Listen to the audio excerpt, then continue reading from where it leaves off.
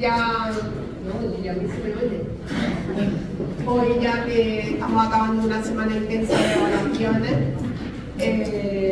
vamos a acabar este tercer ciclo, esta tercera sesión del primer ciclo de conferencias sobre salud mental. Creo que va a merecer la pena el esfuerzo de estar hoy aquí por el ponente que tenemos. Y bueno, para presentarlo, pues lo va a presentar mi compañero Daniel, que es amigo personal de él y quería hacerlo, ¿vale? Pues venga, muchas gracias.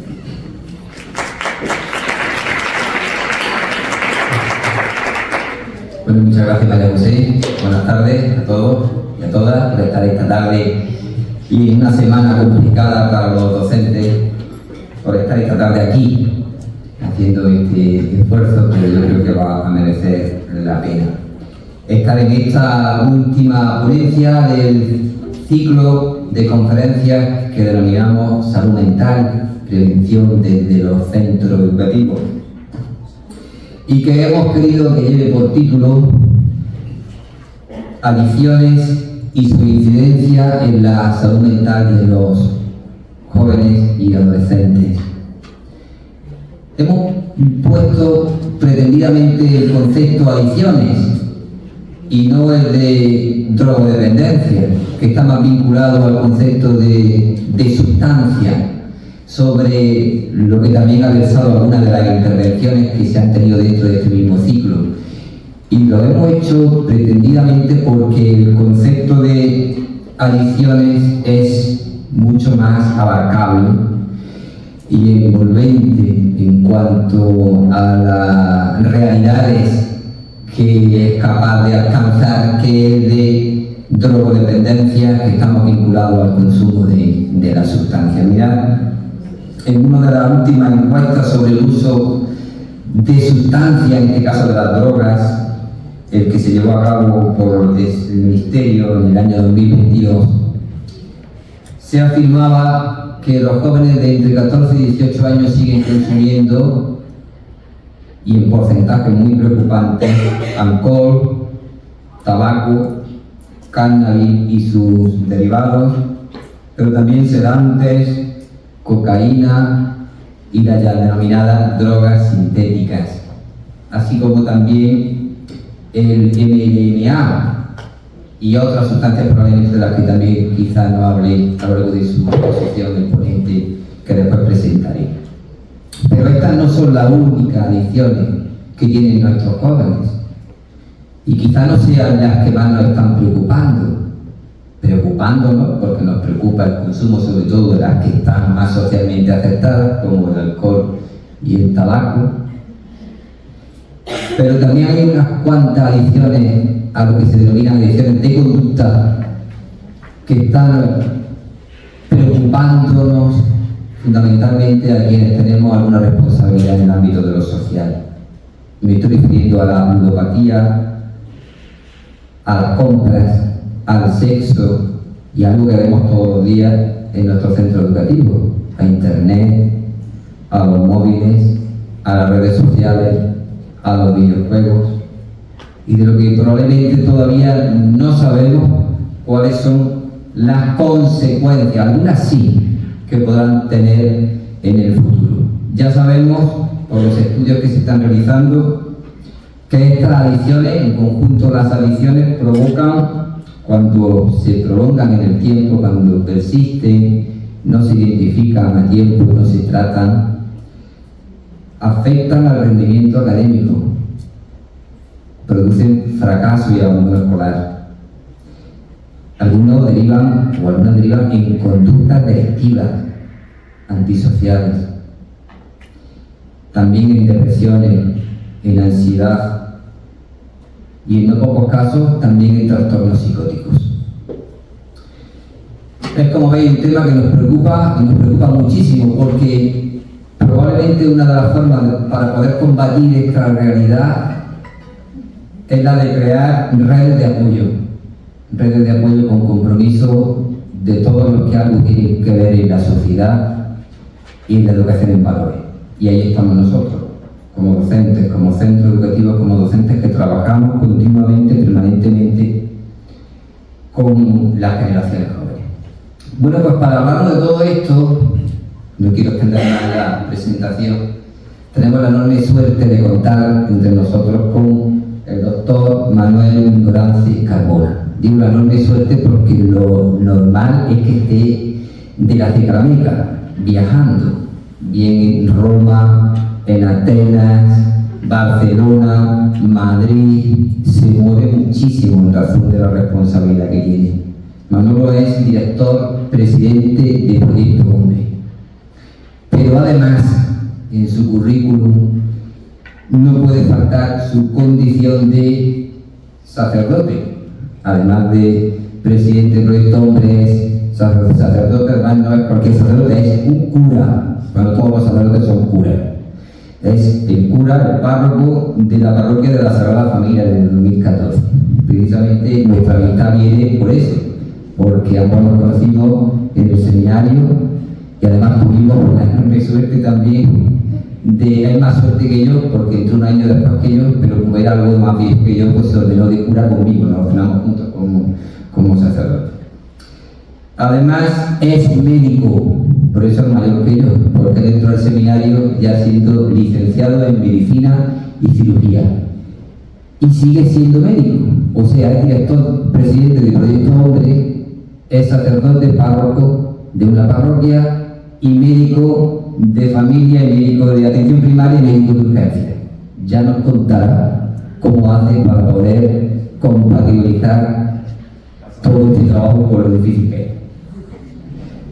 Bueno, ya he dicho que es licenciado en Medicina y Cirugía, también es, lógicamente, pues ITER de formación para la ordenación sacerdotal, es diplomado y licenciado en Estudios Eclesiásticos, y luego experto en drogodependencias por la Universidad Complutense de Madrid, coach social por la Universidad CEU San Pablo, máster universitario en adicciones por la Universidad Complutense de Madrid. Ha realizado el Programa Superior de Gestión de Empresas y la Escuela Internacional de Gerencia, el Máster en Economía de la Salud y Dirección de Organizaciones Sanitarias de la OGR. Ahora creo que también está haciendo otro máster, o sea que además también es alumno. Bueno, no sé cómo saca tiempo para todo. De lo que estoy seguro es de que el tiempo que va a estar aquí con nosotros va a ser muy interesante, muy provechoso, y vamos a seguir con bastante conocimiento, pautas y herramientas para poder afrontar esta realidad que tanto nos preocupa. Muchas gracias, Manolo, por estar aquí. ¿Está? Sí.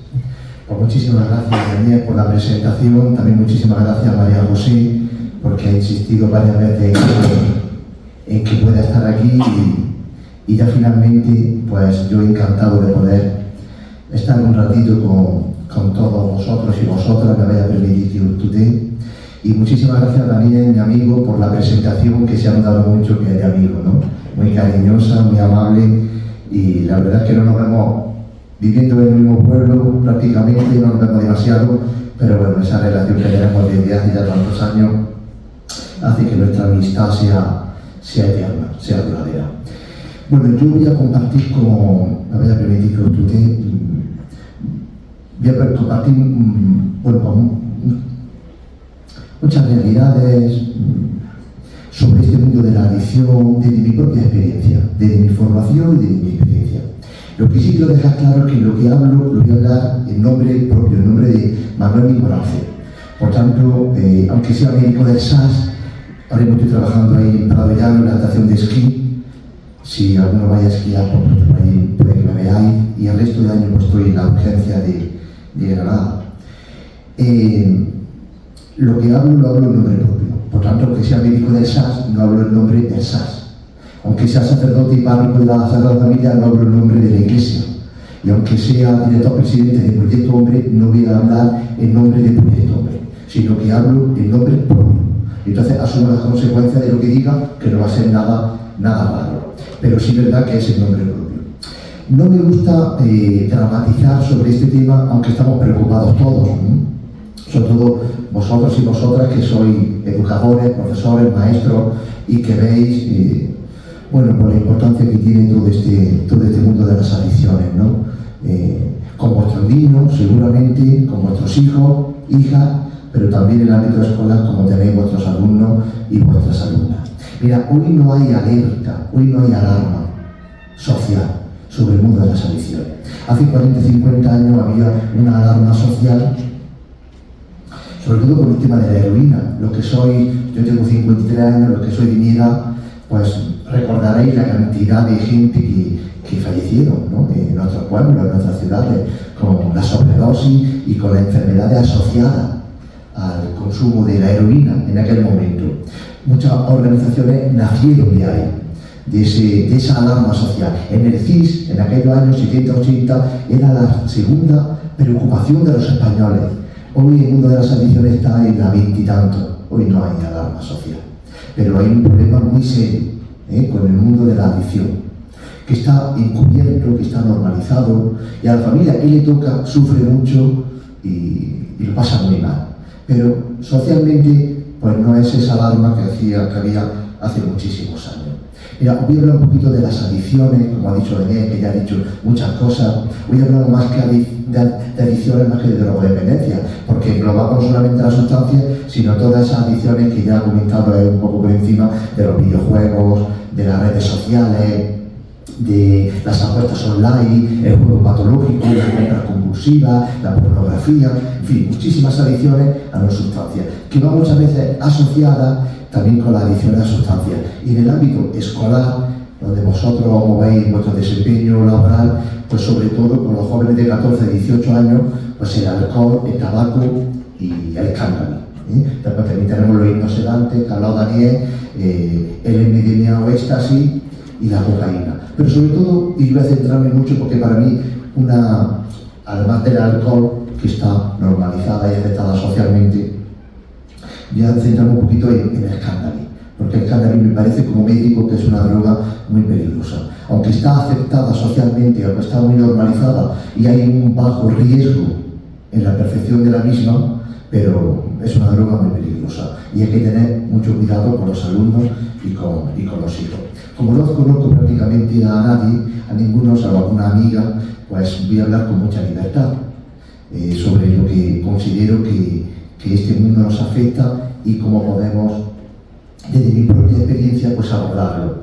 Pero sin traer recetas, porque muchas veces vamos buscando recetas, pero yo tampoco las tengo. Abriré una serie de pistas, reflexionaremos sobre determinados conceptos e ideas, pero si yo tuviera la solución a los problemas, pues seguramente estaba en otro sitio, ¿no? Pero entre todos tenemos que reflexionar y tenemos que ir aportando soluciones a este problema que está, como digo, encubierto. Mira, la droga, las adicciones, afecta sobre todo al sistema nervioso central, al cerebro. Ese es el órgano fundamental donde actúa toda la droga y todas las adicciones. Y todas tienen un mecanismo muy parecido. Las drogas y las adicciones a no sustancias. Afecta sobre todo a la zona frontal del cerebro y al sistema límbico. Y actúa con un sistema que se llama de la recompensa. Todo esto como técnico, como médico, diré unas cuantas cosas, pero después en internet podéis encontrar también los datos estadísticos, los efectos. Ahora hablaré un poquito sobre todo ello. Mira, las drogas se clasifican en tres, por los efectos, en una clasificación, tres apartados. Tenemos la droga depresora, la estimulante y la perturbadora. Una droga depresora es el alcohol y el cannabis, por ejemplo. Una droga sumamente estimulante es la cocaína. Y drogas perturbadoras, pues tenemos por ejemplo el cannabis o el éxtasis u otra sustancia. Esta es la clasificación de las drogas por los efectos que provocan. Una droga es aquella sustancia o una adicción que afecta sobre todo al cerebro, al sistema nervioso central, y afecta a nivel orgánico, pero actúa también y tiene consecuencias en el comportamiento, en la conducta y sobre todo en el mundo emocional, que es lo que a mí me gusta mucho. Esa gestión emocional que después, si tenemos ocasión, hablaremos un poquito sobre ella. Entonces, las adicciones, para que haya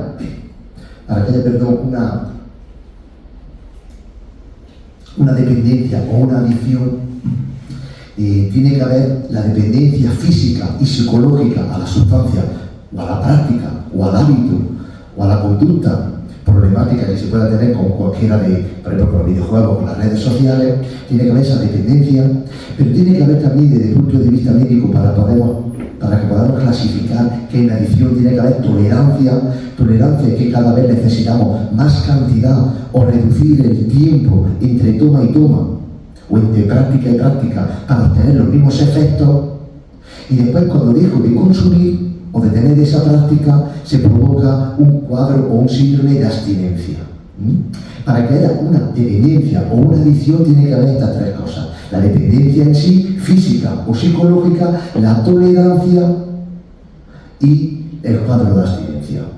En las drogas y en las adicciones y la drogodependencia, las líneas son muy sutiles entre el uso, el abuso y la dependencia en sí. Por ejemplo, todos nosotros, o muchos de nosotros, podemos hacer uso del alcohol, podemos tomarnos una cerveza.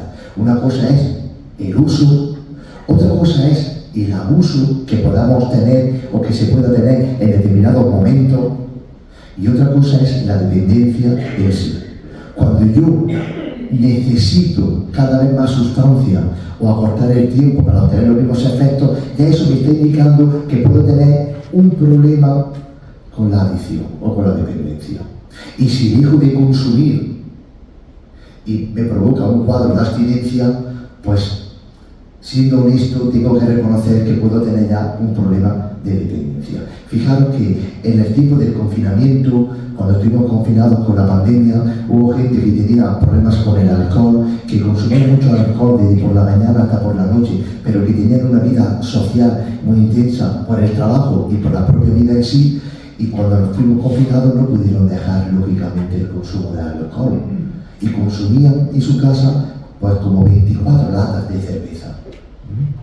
Es decir, quien consume mucho alcohol al día siguiente, quedando confinado, no puede dejar. El día siguiente sí, pero 2 días siguientes ya no. Y entonces salían al supermercado a por un paquete de 20 o 24 latas de cerveza, ¿no? O a por una botella de whisky o de ron, porque no se puede dejar.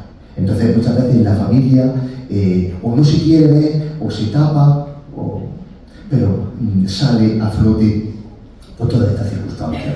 Por tanto, las adicciones, el uso, el abuso y la dependencia. Y después la tolerancia y el cuadro de abstinencia. La clasificación de la droga y cómo actúa en el sistema nervioso central. El cannabis, por ejemplo, actúa en unos receptores que tenemos en las neuronas, que son unos receptores cannabinoides. La cocaína actúa, sobre todo todas las adicciones, todas las drogas, actúan en una serie de neurotransmisores. Por ejemplo, la cocaína afecta a la liberación en la hendidura sináptica, en la sinapsis, liberando dopamina. Y por ejemplo, pues otras sustancias, como por ejemplo el alcohol, inhibe la liberación de una hormona que es antidiurética o la oxitocina. Y todo esto provoca que unos cuadros sean depresivos y otros cuadros sean estimulantes. Pero todos como órgano central, el cerebro. A nivel orgánico, también otros órganos, pero este sobre todo, y afecta a la conducta, al comportamiento y a nivel emocional, como ahora veremos. ¿Por qué se consume? ¿Por qué se consumen sustancias? Pues mirad, las causas son diversas y son muchísimas. A veces por el ocio, en los chicos jóvenes de 14, 18 años, pues todos sabemos, ¿no?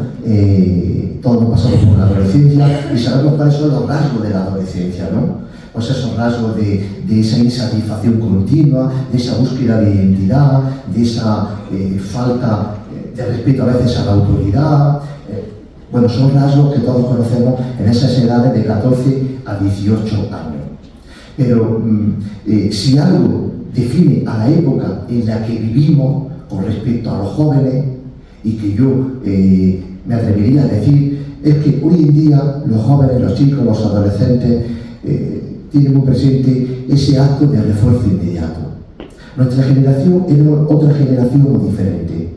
Hoy en día los chicos lo quieren dicho y hecho, lo quieren inmediatamente, la inmediatez, ese acto de refuerzo inmediato. Y eso es algo que tenemos que conocer, porque cuando a veces no se da, pues se frustran y a veces lo contrarrestan con todo este tipo de adicciones.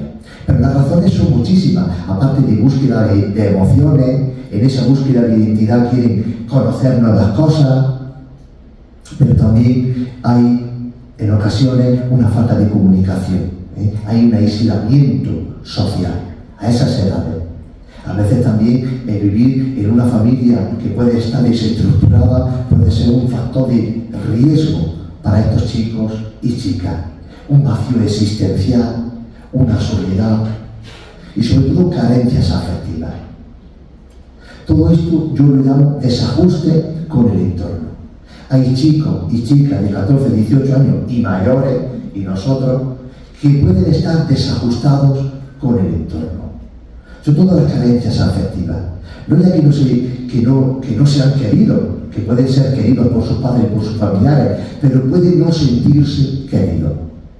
Y sobre todo que le falta como las habilidades personales y sociales suficientes para afrontar determinadas circunstancias de la vida que pueden ser dolorosas, que pueden causar sufrimiento, aun siendo tan jóvenes. O esta frustración que les provoca lo que antes decía sobre este acto de refuerzo inmediato. Todo ello hace que se consuma. ¿Para qué? Pues mira, muchas veces a estas edades, que menos, porque a mí me cuesta trabajo reconocer que entre 14 y 18 años se pueda tener un problema de adicción. Es muy difícil, porque para tener un problema adictivo hay que tener un periodo de tiempo. Pero sí es verdad que ya puede haber signos alerta de que se puede tener un pequeño problema. Lo que antes decía también Daniel, con el tema de las adicciones a no sustancias, ahora mismo tenemos pocos datos, porque no hay todavía muchos datos y mucha información al respecto. Pero vemos ya la punta del iceberg. Si nos viésemos dentro de 10 años, aquí ya sí tendríamos estadísticas. Dentro de 10 años sí que tenemos un problema en Proyecto Hombre y a nivel educativo con muchísimos jóvenes que estarán enganchados a las nuevas tecnologías, a las redes sociales, al móvil y a otra serie de adicciones. Hoy en día es muy difícil que yo os dé datos. En Proyecto Hombre tenemos un programa joven y una escuela de padre y madre donde tenemos a decenas, a cientos, 100 chicos podemos tener, y chicas con ya problemas importantes, no solamente en cuanto a la adicción, sino a conducta disruptiva, a violencia filoparental en la propia escuela, a inadaptación social. Es decir, que no solamente ya con problemas de adicciones, pero tenemos muchísimos chicos. Pero dentro de 10 años pronostico que podemos tener muchísimos más, seguramente. Hoy en día me cuesta trabajo reconocer que un chico con 14, 18 años tenga un problema de adicción. Los hay y los hemos tenido. Recuerdo un chico con 13 y 14 años que tuvo un problema de adicción al pegamento. Venía de Marruecos y desde los 7, 8 años, 9, consumía pegamento y tenía un problema serio con el pegamento. Reconozco y conozco chicos que con 18 años y que hemos tratado se acuestan dando una calada a un porro, apagando el porro y levantándose dando una calada al porro. Porque no es un problema de adicción con 18, 19 años. Los hay, pero no son significativos. Estadísticamente no lo es. Entonces, estas son las causas por las que se consume. ¿Y qué se busca consumiendo? Pues mira, la sustancia tiene como muchas funciones, pero para mí hay una fundamental que es la de ser anestesiante emocional.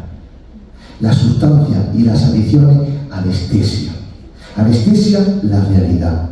Anestesia aquello que me provoca dolor y sufrimiento. Con 2 copas, con 2 rayas, con 2 porros, yo anestesio esa realidad que para mí es dura. Esa carencia afectiva, ese no sentirme querido, ese sentirme solo, ese no poder comunicar lo que me pasa, ese desajuste, en definitiva, con el entorno. A mí no me gusta dramatizar, porque no podemos dramatizar, porque no hay motivo para dramatizar, pero tenemos que estar en alerta con nuestros hijos, con nuestros sobrinos y con nuestros alumnos, porque siempre tenemos que estar, pues eso, ocupados y preocupados de esta realidad. Antes hacía referencia también un poco a esa encuesta. Mira, el Plan Nacional sobre Drogas del Ministerio publica cada 2 años una encuesta que se llama Estude y otra que se llama Edades. Las edades van desde los 15 a los 64 años, pero a nosotros lo que nos interesa hoy es la encuesta Estude, que es chicos y chicas de 14 a 18 años, en la enseñanza secundaria. Pues fijaros, con respecto al alcohol, el 75% de estas personas, de estos chicos y chicas de 14 a 18 años, han probado el alcohol en los últimos 12 meses. El 75% y el 57% en el último mes. Y el 30% se han emborrachado en el último mes. Fijaros, el 30% de vuestros alumnos se han emborrachado en el último mes, pero han consumido alcohol un 57% en los últimos 30 días y han tomado alcohol en un 75% en el último año. Eso con respecto al alcohol. Y hoy en día más las chicas que los chicos con respecto al alcohol. En el tabaco ha habido una reducción en el consumo por todas las campañas preventivas que ha habido en los últimos años. Las chicas consumen también más tabaco que los chicos. En las drogas legales, tabaco y alcohol, hoy en día las chicas están 2 o 3 puntos por encima con respecto a los chicos. Se ha reducido el tabaco. ¿Pero qué pasa con los vapes? Pues eso ahí está. Que tampoco tenemos muchos datos ni mucha información al respecto. Con respecto a cannabis, una droga que para mí es muy peligrosa. ¿Por qué? Hoy en día hay una leyenda urbana, hay muchas leyendas urbanas con respecto a la marihuana y a los porros, y al cannabis, y es que es más peligroso fumar porros que fumar tabaco. Pero el cannabis, el tetrahidrocannabinol, tiene unos efectos muy perniciosos para estas edades. Fijaros que estamos hablando de chicos que se están formando, que su cerebro está formándose, que la madurez no la tiene hasta seguramente los 20 y tantos años. El cerebro se está formando a nivel neuronal y están consumiendo sustancias que afectan de un modo muy incisivo al cerebro. Bueno, pues con respecto al cannabis, que es una sustancia para mí muy preocupante, provoca muchos cuadros, pero uno de ellos es el síndrome amotivacional. El síndrome amotivacional es este síndrome que provoca apatía, desgana, falta de interés, pasotismo, que lo veis seguramente muchos de vuestros estudiantes. Esto a estas edades es mortal, porque nuestro futuro nos lo fraguamos en estas edades y más tarde. Pero una persona que fuma ya porro con 14, 15, 16 años, fijaros que la edad de inicio del consumo de alcohol está en los 14 años y la edad de inicio del consumo de porros está a los 15 años. Un chico que tiene un síndrome amotivacional, que con 16, 17 años ya le da todo igual, que viene de vuelta, que tiene esta apatía, esta desgana, este desinterés y este pasotismo, eso es mortal de necesidad. Y no solamente eso, sino que provoca un cuadro muy peligroso que son los trastornos y los cuadros psicóticos. Fijaros que nosotros los médicos en urgencia, cuando debuta un chico o una chica con un cuadro psicótico que coloquialmente es que se nos va la cabeza, estos chicos y estas chicas consumen porro diariamente un 60% de ello. Y esto es, una vez que se destapa, ya el cuadro psicótico es difícil y afecta a la salud mental. Ahora trataremos un poquito sobre la salud mental. Porque ¿qué es la salud mental? Pues mira, la salud mental es un concepto relativamente reciente, pero que nos habla del bienestar mental. Hoy en día, cuando se habla de salud, la OMS no habla tanto de enfermedades, sino de bienestar. Y la salud mental es bienestar. Bienestar mental, ¿para qué? Para afrontar los desafíos que nos trae la vida, para desarrollar nuestros proyectos vitales, para trabajar adecuadamente y estudiar, y para contribuir a la mejora de la propia sociedad. Este es el concepto de salud mental, el de bienestar mental para todas estas cosas, para afrontar, para desarrollar, para estudiar, para trabajar y para contribuir al bien de la sociedad. Cuando todo esto está de alguna manera afectado a estas edades o después, pues tiene sus consecuencias orgánicas, pero también consecuencias conductuales, comportamentales y emocionales. Fijaros que con respecto al consumo de porros, de marihuana, de cannabis, según la encuesta Stude, en los últimos 12 meses, el 22% de nuestros chicos y chicas han probado el cannabis. El 22%. En toda su vida, el 27%. En los últimos 12 meses, el 22%. Y en los últimos 30 días, el 15%. O sea que el 15% de nuestros alumnos fuman porros o han fumado porros en el último mes. Y esto es devastador. Esto es muy preocupante. Por tanto, cómo afecta al cerebro, por qué se consume, cuál es la función que tiene la sustancia y las adicciones todas. Porque cuando estoy apostando online, o estoy en un bingo, o estoy con un videojuego, o estoy enganchado a las redes sociales, que entro en mi cuarto el viernes a las 3 de la tarde y salgo el lunes por la mañana sin ducharme, sin comer, o voy de compras compulsivas, o tengo una adicción a la pornografía, todo es lo mismo, todo es anestesia. Anestesia toda esta realidad que para mí es dura. Y nosotros lo que tenemos que intentar hacer a nivel educativo, que es donde nos movemos, sobre todo en Proyecto Hombre, y ustedes, vosotros y vosotras, es prevenir, y con vuestro hijo, prevenir en la medida de lo posible. La prevención es fundamental. Y en prevención hablamos de factores de riesgo y de factores de protección. Por tanto, hay que aumentar los factores de protección y hay que disminuir los factores de riesgo. Si mi hijo está hasta las 3 de la mañana, un viernes o un sábado, en la calle, el factor de riesgo es mayor que si no está. Y lo que buscamos con la prevención es, sobre todo, que no se consuma, pero si se consume, porque el 75% de los chicos y chicas toman alcohol, si se consume es retrasar la edad de inicio del consumo. Esos 14 años en el alcohol y los 15 años en el cannabis. Muchas veces ponemos el foco y el acento en todo esto que puede ser negativo. Es verdad que si un 75% toma alcohol en estas edades, hay un 25% que no toma.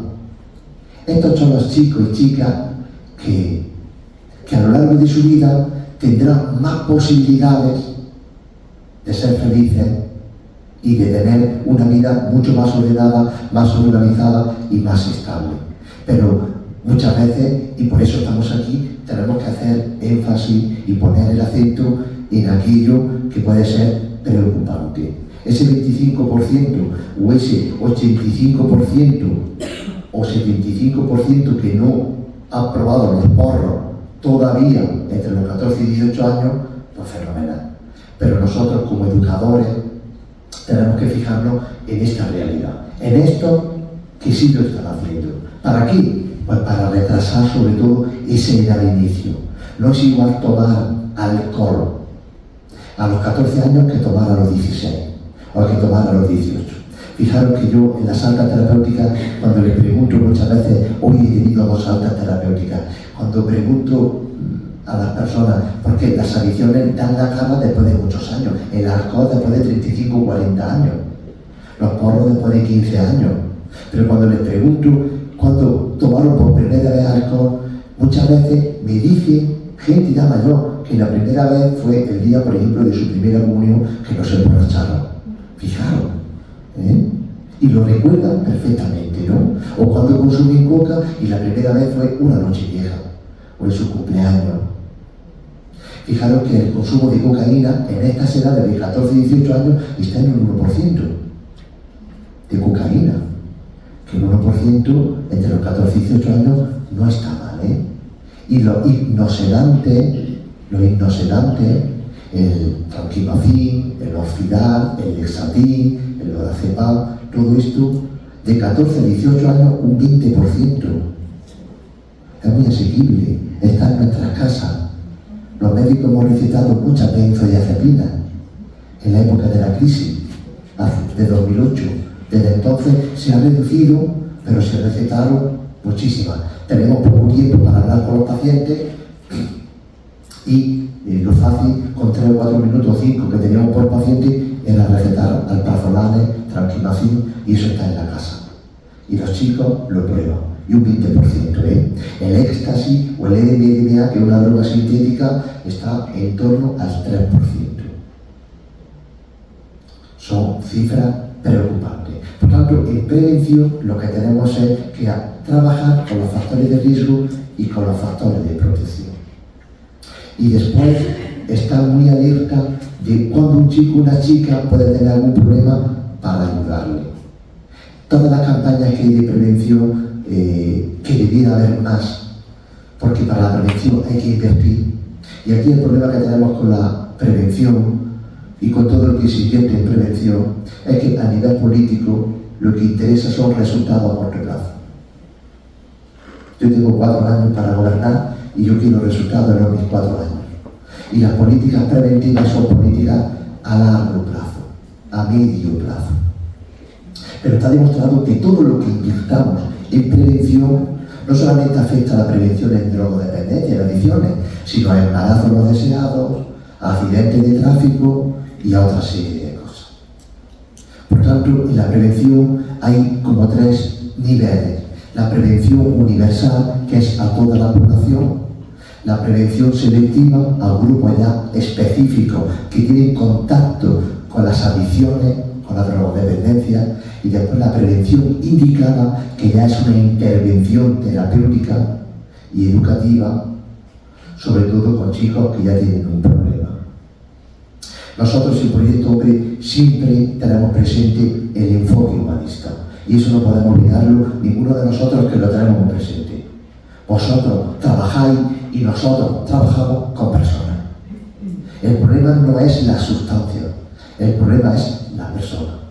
Y trabajamos nosotros con un método educativo terapéutico. En estas edades, sobre todo en lo educativo, también en lo terapéutico, porque a veces ya tenemos que intervenir con el equipo de psicólogos, de trabajadores sociales, de médicos, de psiquiatras. Pero en estas edades, sobre todo a nivel educativo. Y desde un modelo biopsicosocial. Mira, yo como médico, hay muchos compañeros en el mundo de las adicciones que actúan desde un modelo médico, sanitario, pero hoy en día el modelo que prima es el modelo biopsicosocial, porque los condicionantes médicos, sanitarios, genéticos, biológicos tienen un peso, pero para mí tiene más peso los condicionantes psicológicos y sociales. Son conductas problemáticas. Hablamos de hábitos, es un hábito. Tiene más importancia la biografía que el código genético. Tiene más importancia el código postal que el código genético en muchas adicciones. Esto está demostrado en todas las ciudades, en todos los países. En una ciudad, en nuestra ciudad, determinados barrios de nuestra ciudad tienen una edad media de vida más alta que otros barrios. Por tanto, el código postal tiene mucho que ver. Y los hábitos también. Y aquí de lo que se trata es de incidir ahí, en esos hábitos, en esas conductas, en esas rutinas, porque se pueden cambiar. Y en este modelo biopsicosocial, nosotros los condicionantes psicológicos y sociales son clave, son muy importantes. Fijaros que que yo considero que en esta vida prácticamente no hay nada que nos determine, pero hay muchas realidades que nos condicionan. Y hay muchos condicionantes sociales y psicológicos que hacen que podamos tener un problema adictivo o una conducta adictiva. Por tanto, eso es lo que tenemos que incidir. Y ahí, tanto vosotros como padres, como profesores y maestros, tenemos que estar muy pendientes de nuestros alumnos y de nuestro hijo. Esto ahí os podría hablar de muchísimas intervenciones, pero para mí lo importante es que haya una gestión emocional con los alumnos y con los hijos y con los sobrinos, yo en mi caso. Considero que somos grandes torpes emocionales. Hemos sido muy educados en lo cognitivo, en lo racional, en lo mental y en lo intelectual, pero en lo emocional no tanto. Y ahí es donde nos jugamos. ¿Qué os diría a vosotros como padres y como profesores? Pues mirad, lo importante es que haya una comunicación. No se puede romper nunca la comunicación. Como rompamos en la comunicación, no hay nada que hacer. Por tanto, si tenéis algún alumno y tenéis autoridad o permiso para poder hablar o con vuestros hijos, en el momento en el que haya una reacción muy negativa, dejarlo estar. Porque si se rompe la comunicación ya no hay posibilidad de hacer nada. Y sobre todo una comunicación emocional, sobre todo en el ámbito familiar. Esta comunicación emocional. Mirad, tiene que haber mucho afecto, mucho amor, mucho cariño, y expresarlo, explicitarlo. No vale decir que ya lo saben, que es verdad que lo saben, pero yo creo que unos padres a unos hijos no hay ningún tipo de cortapisa ni de problema para decirle continuamente que se les quiere. Mostrar el afecto y el cariño es vital, hasta la saciedad. Hay que repetirlo muchísimo, junto con esa comunicación. Que no se rompa nunca la comunicación. A la vez que la autonomía.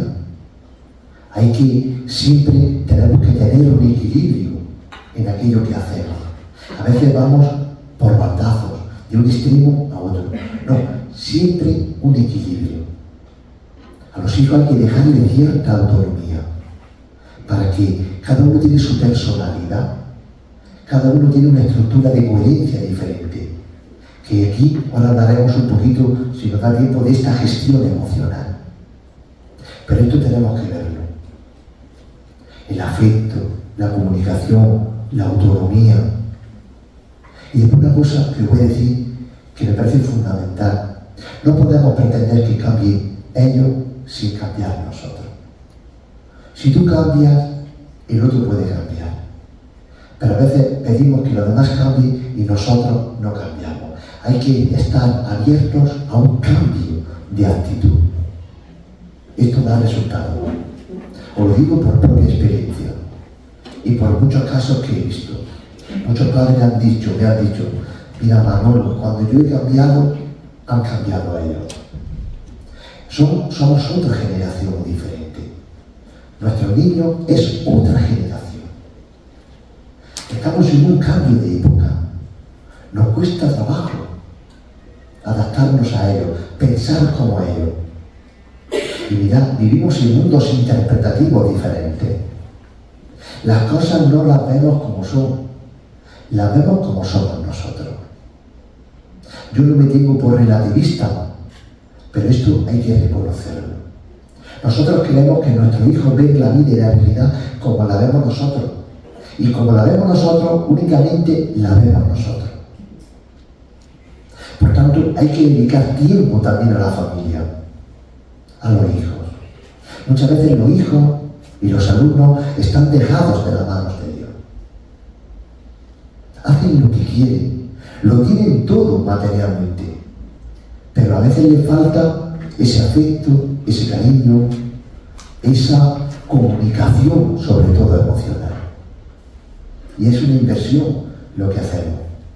A veces no tienen que tenerlo todo. Lo que tienen que tener es el tiempo de sus padres. Y ahí veremos las consecuencias dentro de un tiempo.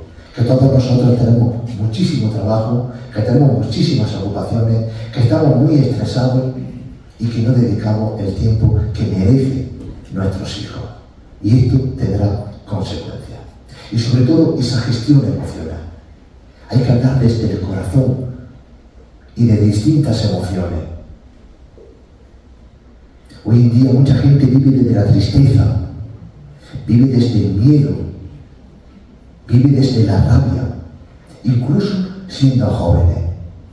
Hay que abrir otro tipo de emociones más expansivas, como la alegría, la ternura, la seducción, y todo esto es un proceso. Esto no se consigue de la noche a la mañana. Por eso en vuestros colegios, en vuestros institutos y en vuestras casas hay que invertir en educación emocional, en gestión emocional. No solamente en conocimiento, no solamente en lo intelectual y en lo racional, sino en esta comunicación emocional, en esta gestión, porque esto es fundamental. Y hay que invertir recursos, tiempo, dinero y todo lo que haga falta. ¿Para qué? Para autoconocernos, para conocernos. Que se nos va la vida y no nos conocemos. Y es fundamental llamar a las cosas por su nombre y ser honestos. Y conocernos, porque esto es clave. En esa estructura de coherencia, en ese nivel cognitivo, emocional y corporal, es fundamental que nos conozcamos y que intercambiemos nuestras propias emociones, porque esto es un factor preventivo, junto con una alimentación sana, con el ejercicio, con el deporte y con muchísimos factores de protección que van a hacer retrasar esa edad de inicio del consumo o que no se tenga. Pero esto es fundamental.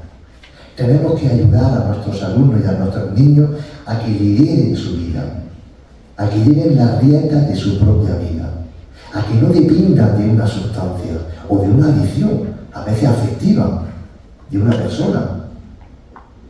Y todo esto es un proceso. Todo esto no es de la noche a la mañana. Pero hay que conseguirlo, hay que buscarlo, porque es fundamental. Todas esas emociones. Mirad, yo estoy convencido, es un tema que a mí personalmente es que me apasiona. Yo estoy convencido que lo realmente significativo en nuestra vida, a nivel humano, es que decidamos desde qué emoción vivirla. Desde qué emoción vivir nuestra vida. Que es muy triste estar todo el día cabreado. Que es muy triste, valga la redundancia, estar todo el día triste. Que es muy triste vivir nuestra vida desde el miedo. Como veo mucha gente, que no. Que hay que vivir desde otras emociones. Más expansivas. Pero claro, para eso hace falta que también nos lo permitamos cognitivamente.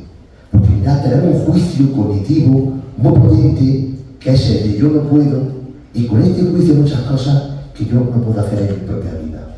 Y muchas interpretaciones, que lo que hace es cerrar puertas. Aquí de lo que se trata es de abrir posibilidades en nuestra vida y en la vida de los demás. Abrir siempre posibilidades. Y siempre, como decía, desde el cariño, desde el afecto, desde el amor. Mira, hay una definición del amor que a mí personalmente me gusta mucho, que es aceptar al otro como legítimo diferente.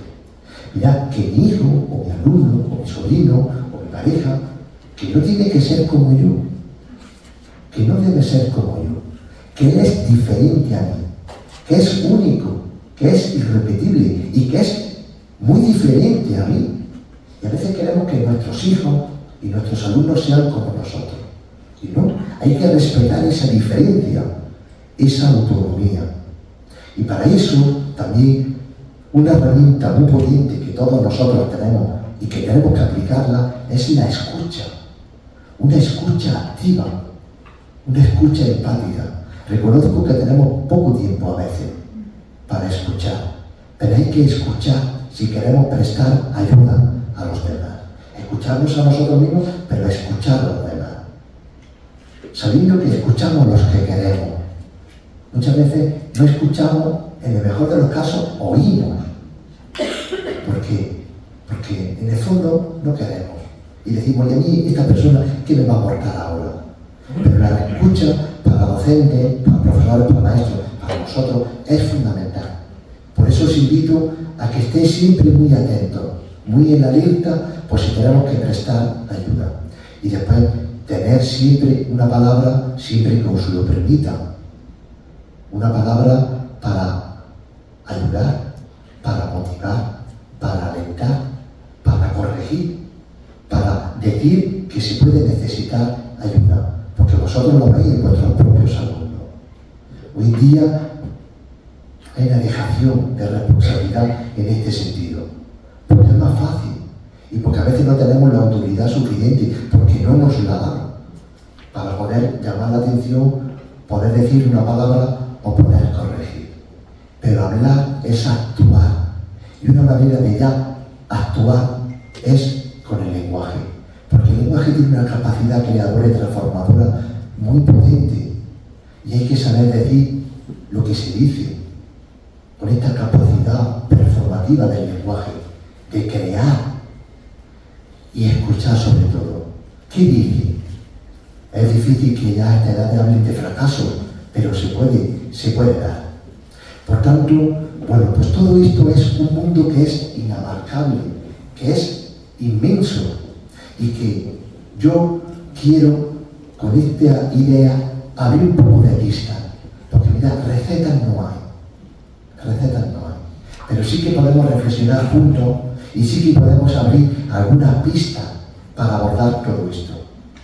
Por eso ahora podría estar muchísimo más tiempo hablando de muchas más cosas, pero me gustaría también que tuviésemos un espacio para intercambiar, para que si alguien quiere expresar algo, compartir algo que le puede estar ocurriendo, que ve en su entorno, pues puede hacerlo. Si queréis preguntar, si yo sé contestar, si podemos reflexionar juntos, pues yo creo que es el momento de poder hacerlo.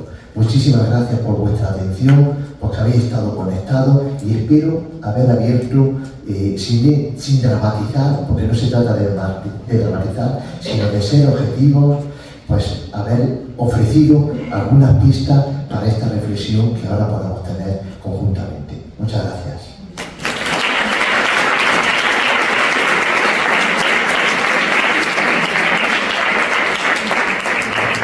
Gracias, Manolo. Desde luego que sí nos has proporcionado claves muy interesantes, esta interesante ponencia que nos acabas de dictar.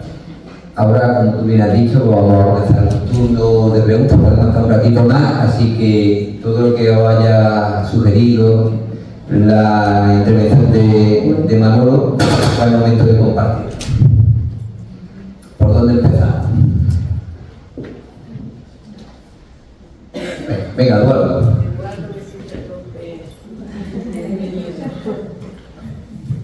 Sí, hola, buenas tardes. Muchas gracias por tu exposición, Manuel. Y por un lado yo tengo una pregunta. Yo no soy orientado educativo, pero no estoy incorporado desde hace un tiempo en mi centro. Yo tuve la oportunidad de tener una actividad con Proyecto Hombre que se ofrecía al centro y vino a dar una charla y tal. No sé, pregunto si eso lo seguí ofreciendo o no, porque en mi caso fue muy interesante y muy positivo. Eso por un lado. Sí. No sé si me respondes y luego te sigo preguntando. Sí, seguimos. A veces vamos de modo desinteresado, otras veces tenemos conciertos con la administración, con el Grada Sin Drogas, tenemos un concierto en el que llamamos instituto, vamos a instituto, hablamos de prevención, porque informamos e intentamos también formar. Y de esta prevención hablamos de autoestima, hablamos de la presión del grupo, hablamos del saber decir que no, informamos de las consecuencias legales, sanitarias, médicas, personales, emocionales que puede tener consumo de drogas o de adicciones, y sí que lo hacemos. La verdad que en este sentido estamos encantados, porque nuestros técnicos, sobre todo pedagogos y educadores sociales, llegan a los chicos y solemos ir en quinto, sexto, primero de la ESO, que son edades con 11, 12 años muy importantes para incidir. Y tiene, yo creo que el prevenir es mejor cobrar y tiene impacto y tiene incidencia. Creo recordar que también se intervino con la familia. No sé si eso, de forma paralela, también la familia del centro se le hizo algún tipo de... Las familias son clave en Proyecto Hombre, no solamente en la intervención, ya cuando son adultos, sino también en los chicos jóvenes, sobre todo con la escuela de padres y madres que tenemos. Tenemos una escuela de padres y madres los lunes por la tarde, donde el coordinador y el equipo del programa joven, que nosotros le damos de preparación, de vida y A adulta, previa preparación a la vida adulta. Ahí ofrecemos a los padres, que llegan muchos de ellos con muchísima ansiedad, ofrecemos pues eso, claves, pistas, herramientas, habilidades para afrontar estos problemas que muchas veces les ha venido y que no saben cómo actuar. Muy bien. Y luego lo otro es una reflexión. Ayer en una actividad parecida a esta de Teléfono de la Esperanza, también hablando de la incidencia de los problemas de salud mental de los jóvenes, el ponente hizo una reflexión en el sentido de que parece que está de moda, ¿no? En la búsqueda de la identidad de los jóvenes, de los adolescentes, está de moda, ¿no? Pertenecer a un grupo y tener algún problema de salud mental.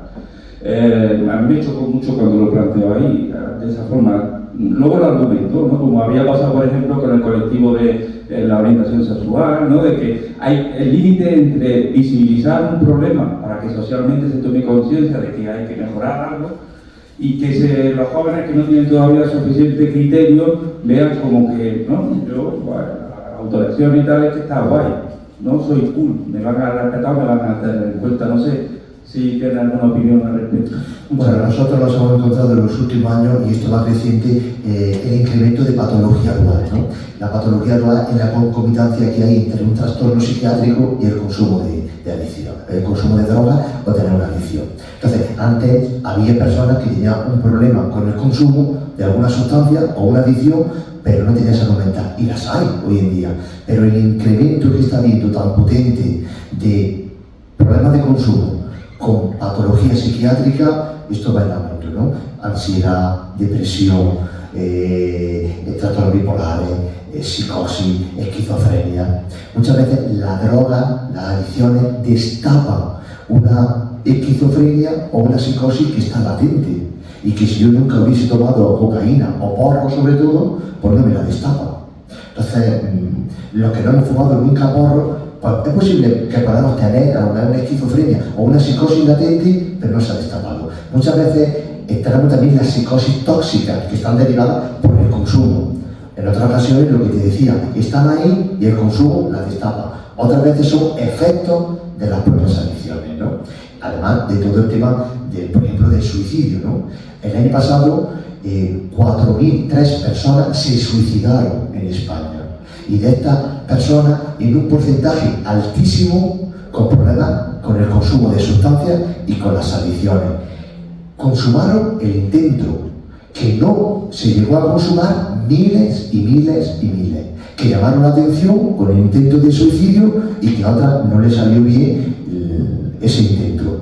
Pero 4.003 personas el año pasado en España se quitaron la vida, ¿no? Es decir, que hoy en día todo el tema de la salud mental es un tema que preocupa y que no se sabe muy bien cómo abordar. No se sabe muy bien cómo abordar, porque, muchas veces los psiquiatras quieren encontrarse a personas con un cuadro psiquiátrico libre de adicciones, y esto es difícil.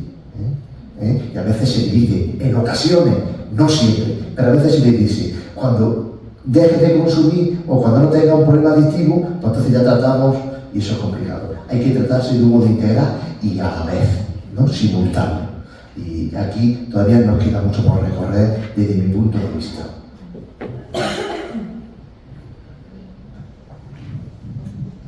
Venga, una preguntilla.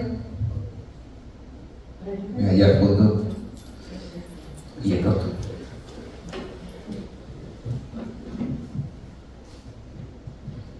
Bueno, muchas gracias ante todo por la charla que nos has dado, desde luego ha sido muy ilustrativa. Muchas gracias. Más que una pregunta, es un comentario que a mí me preocupa. Soy tutora de niños de cuarto de primaria, no hemos llegado a quinto todavía. El otro día fuimos a una salida de reciclaje la típica que se hace en estas edades. Y los niños me presentaron algo que yo no conocía. Yo debo decir que en ese sentido todavía no he conocido en mi vida. Ni eso ni nada. Recogiendo, bueno, residuos del suelo, me presentaron 20 formas de vapor. Los niños tenían clarísimo que eran vapor. Están 9 años, ¿por qué lo saben? Empieza a rascar un poco los padres. Entonces, estamos hablando mucho de la cuestión emocional de los niños y de cómo intentar que ellos no tengan, bueno, los problemas emocionales que tienen. Pero ¿y el modelo que están transmitiendo a los padres? Porque tenemos muchos padres, ya aunque fumen, que eso ya lo dejaremos aparte, pero si son padres que están directamente llevándose a los niños a vapear, a lo mejor ellos no vapean, a los padres están al lado, yo que sé lo que hacen en su casa, me da igual, pero creo que ahí tenemos un componente a partir del modelo familiar que a los niños están, y ya no estoy hablando del hermano mayor, de la hermana mayor o la prima, sino de los propios padres. Y eso de alguna manera tenemos que, bueno, no sé cómo, pero ahí hay un problema. Totalmente, es un problema. Y a todos nos cuesta, a todos nosotros nos cuesta ser coherentes. Y somos muy contradictorios a veces, ¿no? Y con el tema de la sustancia, bueno, pues tú no puedes pretender que tu hijo no beba si ellos ven continuamente cómo se bebe, ¿no? Y tú no puedes pretender que tu hijo no tenga problemas con los móviles, una adicción con las redes sociales, si estamos en la casa y estamos cada uno conectados con nuestro teléfono y los padres estamos 3 horas enganchados al móvil. Es decir, que en este sentido tenemos que ser coherentes. Lo que no podemos pedir es o alarmarnos de situaciones que se pueden dar en la casa o en el ámbito social cuando nosotros estamos inmersos también ahí, y que podemos tener nosotros un problema. De adicción no solamente los hijos. Pero en este sentido la coherencia me parece fundamental, ¿no? Y no es fácil, no es fácil.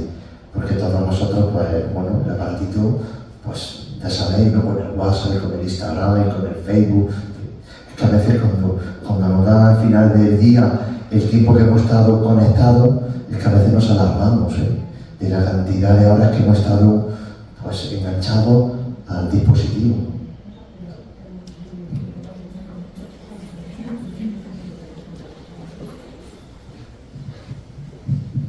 Hola. Muchas gracias, muy interesante. Yo tenía una duda porque, bueno, nosotros somos de un centro en el que hay formación profesional, además también de ámbito agrario, así naturalista y tal, el consumo de los porros es súper habitual y también muy preocupante, la verdad, desde los grados medios a los grados superiores, el grado básico también, en fin. Y claro, a mí es un tema que me viene preocupando hace un montón de tiempo porque además cuando a veces salen, sobre todo los mayores al recreo y vuelven, y uno está en la explicación, te das cuenta ya si han consumido o no porque están que no se consiguen concentrar, bueno, fatal. Pero ellos no le dan importancia ni son conscientes, ¿no?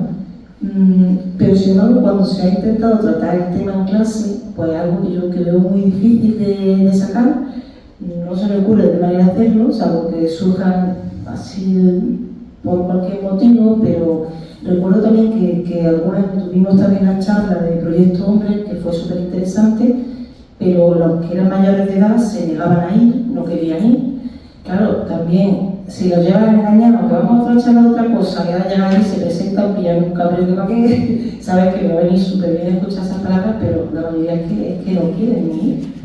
Y bueno, alguna idea para poder afrontar esto mejor. El cannabis es una sustancia perturbadora, no solamente depresora del sistema nervioso central, sino perturbadora. Distorsiona la percepción de la realidad. La atención afecta a la atención, afecta a la memoria inmediata. Eso es así. Es muy difícil, si es estando bien, ya seguir una explicación y seguir un razonamiento puede costar, cuanto más si ya se está colocado, ¿no? Es muy complicado. Y después, pues todas estas leyendas que hay, ¿no? Sobre urbanas, sobre los porros, ¿no? Por eso no quieren ir, porque en el fondo es verdad que el tetrahidrocannabis, ¿no? Y el cannabis tiene usos terapéuticos. O por ejemplo, en la quimioterapia, pues para vómito y náusea, pues la reduce. pero tenemos la formación farmacológica para eso. Es verdad que la anorexia nerviosa, como aumenta ese apetito tan brutal, los porros, que el que tiene un hijo en casa que fuma porro, la nevera se vacía, está todo delgadito, devora, pues claro, la anorexia nerviosa también se utiliza. O se utiliza dentro del asma bronquial, o para la espasticidad de la parálisis y de la esclerosis múltiple, en fin, que tiene indicaciones terapéuticas, pero tenemos otro arsenal farmacológico que usar, no solamente ese, que esa es una alternativa. Y entonces los chicos se acogen a eso, en el que tiene un uso medicinal y un uso terapéutico. Pero los porros son tremendo, tremendo. Si alguna vez se legalizara el cannabis, si alguna... se me iría la cabeza, Esto sería, porque claro, está dando carta de ciudadanía a una sustancia como el alcohol y como el tabaco, en el que lo consumiría mucha más gente, sin lugar a duda. Y la cantidad de problemas psiquiátricos que, desde mi punto de vista, yo considero que originaría, sería tremendo, sería tremendo. Es difícil, porque también tiene una capacidad adictiva importante.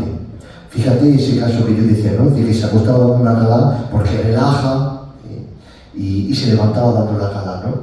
Lo que pasa es que en la distorsión, nosotros cuando damos con ayuda de terapéutica a chicos jóvenes y les pregunto ¿en qué ha cambiado? ¿Qué han notado? Lo primero que me dice es la cabeza ordenada. La cabeza ordenada. Tengo orden en mi cabeza. Porque la distorsión sensorial y perceptiva del cannabis es tremenda. Es difícil, es difícil. Por eso estamos viviendo momentos complicados para la juventud, y porque no sabemos, estamos en un cambio de época y estamos desbordados. No sabemos cómo atajar esto, ¿no? Muy bien, ¿alguna otra pregunta? Estamos a tiempo. Venga, por ahí la mano levantada. Venga, mami.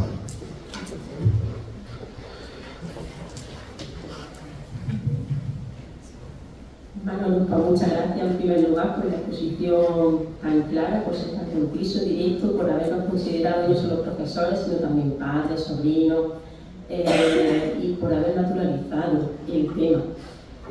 Ha sido precioso escuchar frases como no podemos pretender que cambien ellos sin cambiar nosotros como padres, y yo añado que también como profesores, porque la tarea aquí es conjunta. El hecho de que efectivamente yo también estoy de acuerdo en que las cosas no son como queremos, sino como somos nosotros. Y bueno, ha sido una exposición preciosa, ha hablado mucho de afecto, de gestión emocional.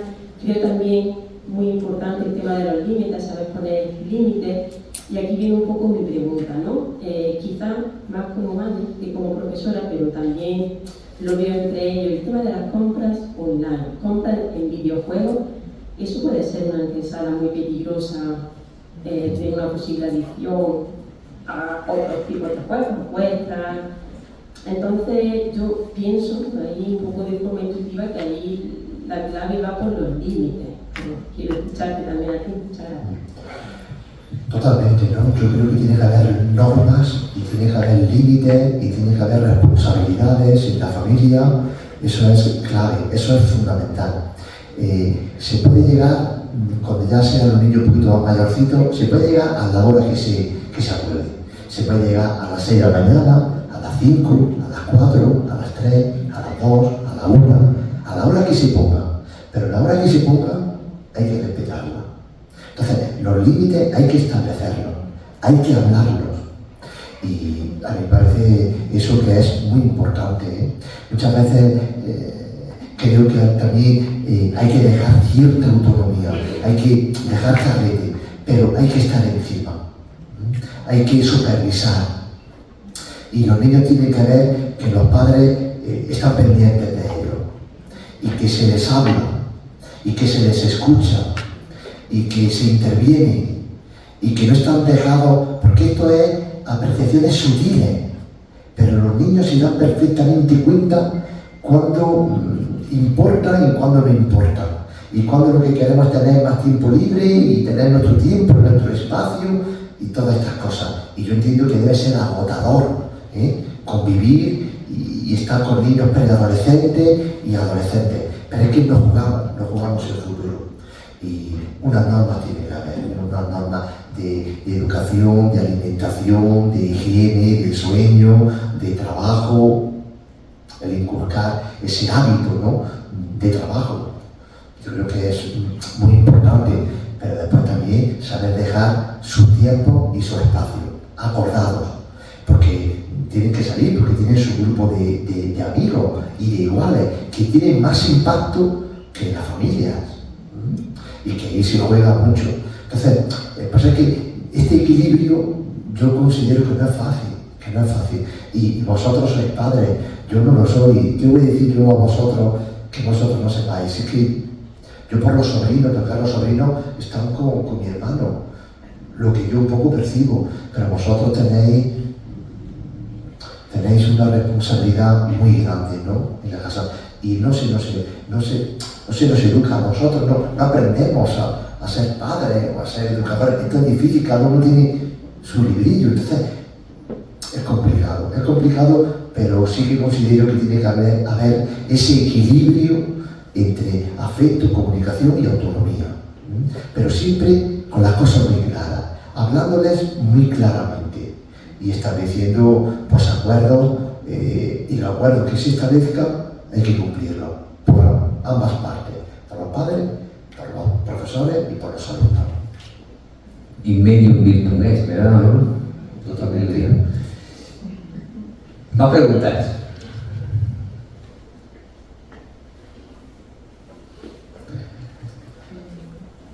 Sí, bueno. Bueno, en primer lugar, gracias, muy interesante, y a ver si podemos ayudar un poquito más a nuestros alumnos y como madre a nuestra hija. Pero hay una cosa que a mí me llama la atención, porque yo estoy de acuerdo con los límites, Manuel, estoy de acuerdo con hablar, comunicación con tu hijo a nivel afectivo, bien, pero a mí me choca, por ejemplo, familias ejemplares, de alumnos ejemplares, y en cuestión de un verano, echarse a perder esos niños. Yo veo el vacío que has dicho antes de la curiosidad o de la identidad. Vale, pero yo creo que uno de los problemas es la libertad, y tan a mano que lo tienen tan fácil todo. Porque antiguamente nuestros padres no se sentaban con nosotros a hacer los deberes y funcionábamos académicamente, no había tanta comunicación por parte de la familia y funcionábamos. Yo creo que el problema es la facilidad, el acceso que tienen estos jóvenes tan a mano, todo esto. Eso yo creo que dificulta, ¿no?, el porcentaje tan alto. Antes también existía, pero una mirada de tu padre sin haberte puesto nunca un azote, había un respeto y había un modelo a seguir. Yo creo que es la facilidad, la cercanía de la sustancia de estas tecnologías tan fácil de comprar, y eso es lo que dificulta y aumenta el porcentaje. Pues seguramente, después el influjo que tiene el grupo de iguales, pues mucho más que la familia, ¿no? Y después familias ejemplares de cara hacia afuera, O sea que cada familia es un mundo, y puede haber familias en las que aparentemente sean modélicas, pero puede que no haya comunicación, en esa familia. Y nosotros tenemos, fíjate, yo en el ámbito en el que muevo, hay muchos chicos en los que sus padres son médicos o son docentes. Tenemos muchos chicos, fijaros, en los que los padres son docentes, los padres son profesores y a veces catedráticos, pero una cosa es lo que a veces puede aparentar y otra cosa es lo que es. Y después que cada familia es un mundo, ¿no? Y otra generación, otra generación distinta a nosotros. Mis padres, por ejemplo, eran pues trabajadores, analfabetos, pero igual que mi padre trabajaba en la obra 8 o 9 horas, yo tenía claro que yo tenía que trabajar 8 o 9 horas, estudiando, contando la hora de clase, pero lo tenía claro, pero era otra generación, y en mi casa no había esa comunicación emocional, estas cosas, ¿no?, que hoy hablamos, pero sí había mucho cariño, y no se hablaba de todos estos conceptos, pero uno se sentía respetado, querido, apoyado, después con todas las cosillas que supone la convivencia, ¿no? Pero hoy en día el influjo de los iguales es muy potente. Y después, mis padres analfabetos y en casa, pero mis padres y mi madre estaban con nosotros. Hoy en día, por las circunstancias, si esto no es culpabilidad de nadie, pero hoy en día vivimos en un mundo en el que muchas veces llegamos a las 10 de la noche y los niños están solos. Y eso tiene consecuencias. Todos los actos tienen consecuencias. Para bien y otros para no tan bien, ¿no? Entonces, es la circunstancia en la que vivimos y la sociedad en la que vivimos, pero que no podemos negar esa realidad. Muchas gracias. Yo, bueno, lo que quería aportar, que de pronto me ha venido la idea, es la disciplina. O sea, la disciplina en la que nosotros no estamos, creo que no es la que hay hoy en día. Y bueno, pues realmente yo no sé qué es lo que falla, ¿no? Para que no haya esa disciplina, ¿no? Sí, que vosotros sabéis mejor que yo, sí que se ha perdido la autoridad, ¿no? Se ha perdido la autoridad. Yo muchas veces... ¿Cómo la recuperamos? Mira, yo muchas veces, yo estoy ahora, como decía antes, ¿no? Estoy en la estación de esquí y llegan pues, muchos chicos, muchas chicas, hombres y mujeres, pero chicos porque se han caído esquiando y llegan con, pues con un traumatismo, con un esguince, con una fractura, con una luxación, pero sobre todo, lo menos grave, en un esguince y en un golpe, ¿no? Y le dice, bueno, pues cuénteme qué le ha pasado. Y dice, pues mira, que... O sea, le habla de usted y te dice, mira. Y dice, pero bueno, ¿esto cómo es posible esto? Cuénteme usted, con 17, 18, cuénteme usted qué le ha pasado. Pues mira, que estaba y me he caído. Es decir, esa falta de autoridad, ¿no? Esa falta de disciplina. Hoy en día, si es que yo lo sé por amigos, yo estoy en el mundo. Muchos amigos míos me dicen, cuando llama la atención a los hijos, que le dices, cuidadito, cuidadito. Es que son adolescentes, ¿sí? Tenemos leyes que nos apoyan. Es que te limita, es que si ya te dicen que cuidado con lo que me estás diciendo, que te puedo denunciar, estamos muy complicado esto, ¿no? Y se ha perdido totalmente, no hay disciplina, porque no hay autoridad.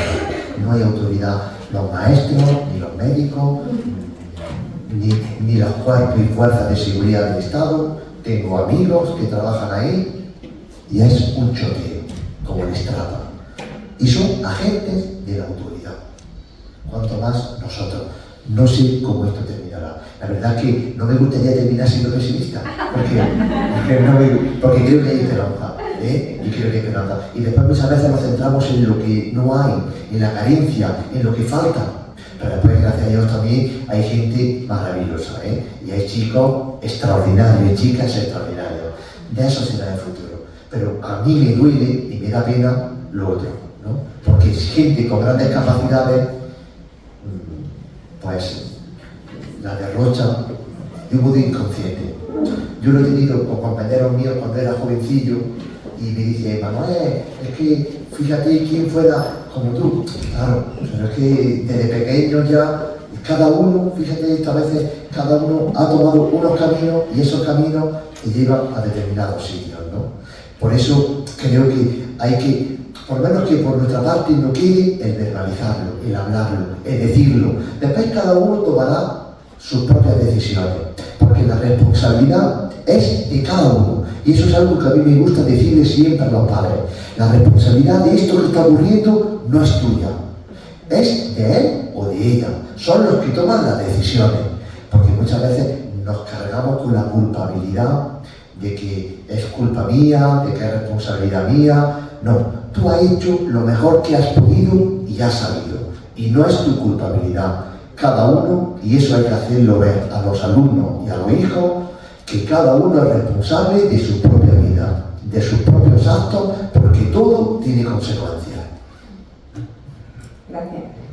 Muy bien, pues si os parece, lo vamos a dejar aquí, nos vamos a quedar para poder ir rumiando con muchas de las cosas que has dicho. Nos has proporcionado, como decía antes, muchas claves, Manolo, también para que luego podamos, pensar y aplicarlas a nuestra práctica, pensar sobre ellas para poder aplicarlas. Pero sobre todo me voy a quedar con dos cosas. Una que acabas de decir, que yo decía, a ver si la dice, hay esperanza. Digo a veces dice porque se lo he oído muchas veces, hay esperanza. Aunque te has esforzado en decir, esto no lo vamos a dramatizar. Es un panorama complicado, complejo, serio, que nos preocupa, pero no vamos a dramatizar. Y por otro lado, algo que no has dicho hoy, pero sí te he oído decir, que también creo que transmite ese valor de la esperanza, ¿no? Que la persona que ha caído, que ha llegado hasta la miseria, que ha llegado hasta los bajos fondos, cuando a ellos le dan el alta terapéutica, esa persona es más fuerte que cuando llegó. Se conoce mucho mejor, sabe el valor de lo que ha vivido. Hoy lo he dicho, en las altas terapéuticas que hemos tenido, de que seguramente si después entráis en las redes sociales, en Proyecto Hombre, lo veréis. Hemos tenido dos altas terapéuticas de dos personas con 56, creo, y 58 años. Problemas de alcohol. Lo que pasa es que como me he centrado más en los jóvenes, donde considero que es difícil que tengan una adicción, que pueden tenerla, pero que es difícil. Pero muchas veces, como dice Daniel, yo mi alta terapéutica, hoy lo he dicho Daniel, siempre lo digo, la persona que ha caído y se ha levantado es más fuerte que la que no ha caído. Y esto es una realidad, pero vamos a evitar que caigan, que es lo que estamos haciendo aquí. Vamos a prevenir, vamos a hablar de prevención, vamos a hablar de factores de protección frente a factores de riesgo.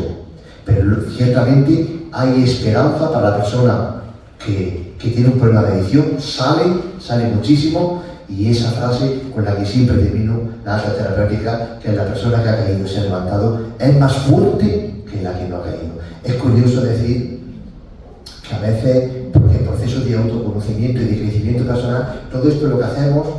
Pasa que no me he centrado mucho hoy ahí en lo que hacemos en Proyecto Hombre, pero el proceso de rehabilitación y de reinserción sociolaboral está enmarcado en un proceso de crecimiento personal.